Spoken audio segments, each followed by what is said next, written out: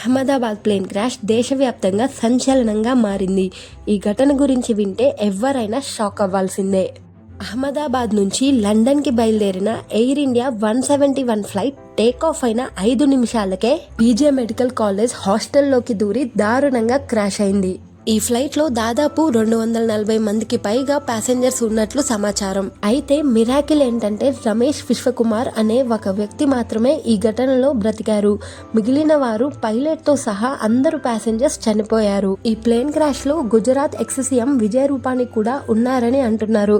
ఈయన కూడా చనిపోయారని గుర్తించారు. ఈ విషయంపై మోడీ గారు భారీ దిగ్భ్రాంతి వెల్లడించారు. Central home minister Amit Shah, civil aviation minister Rammohan Naidu గారు ఘటనా స్థలానికి చేరుకున్నారు. 100 మందికి పైగా ఎన్డీఆర్ఎఫ్ బృందం రెస్క్యూ స్టార్ట్ చేశారు. ఏదేమైనా ఈ ఘటన నేషనల్ డిజాస్టర్ అనే చెప్పాలి.